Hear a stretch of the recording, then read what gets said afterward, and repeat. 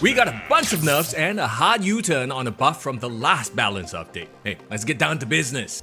Assemble. Steve Rogers finally gets a damn adjustment. Language. His base power actually goes down to 3-2, but his ongoing now reads, your other ongoing cards here have +2 power. Yes, he gets one less base power, but his ceiling, if you fill out his lane, is much higher, right?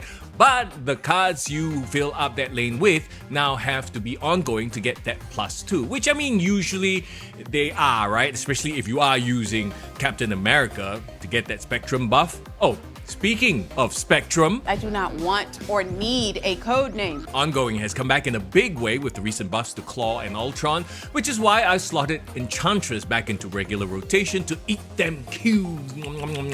But back to Spectrum, her ability remains the same, but her base stats now go from a 6-7 to a 6-6. You think I asked for any of this? Another Spectrum benefitor, Luke's ability remains the same, but his base power goes from 3-4 to 3-3. Too many sorcerers. Okay, so Baron Mordo's stats remain the same, but his ability now reads, on reveal, the top card of your opponent's deck costs 6 until turn 6. Second Dinner are calling this a buff, but... Huh? Okay, maybe it's how I play Mordo, but I use him in mill-style decks where I don't care if they're drawing that extra card, it's now more expensive to play, unless it was a 6 cost anyway, and potentially it ruins their cost effectiveness, right? Now, not only are you not milling your opponent's deck, the cost penalty on the card goes away on turn 6, and also his only other synergy, Ronan, now doesn't work. Someone explain to me how this is good. Like, what am I missing here? Who's gonna get him first? A 2-power buff. Wow. Honestly, for what he does, I was okay with his previous 0 power, but now he's a 2-2. So more people are definitely gonna want to play Grandmaster. Remember when he used to be a 3-3, then he went up to a 4-4, and nobody used him anymore? Well, Werewolf by Night is back in the Surfer Club. His abilities remain the same, but now he's a 3-1, which I think is a step in the right direction to making him more relevant again. But he's gonna take a lot more work to get big. That's what she said. And the Junk archetype is more prevalent now, which takes up space for him to jump around. Jump around, jump...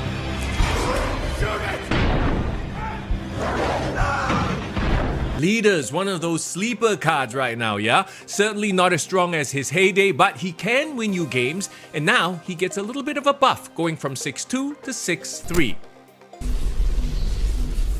And here comes the big U-turn. Just one patch ago, Leech was 5-3, then he became a 4-2, and, well, we saw him everywhere. So now he goes back to being a 5 cost, but with a little bit more power, he's a 5-5, ability remains the same. The Annihilus Junk Shell gets a bit of a hit here. Sentry drops to a 4-8 on reveal at a -8 power void to the right location. So less base power and less negative power for your opponent when you Annihilus it over. By the way, this was his original stats, but back then we didn't have Annihilus to complete the package. So, what do you think of these updates? How do they affect your decks? Let me know in the comments.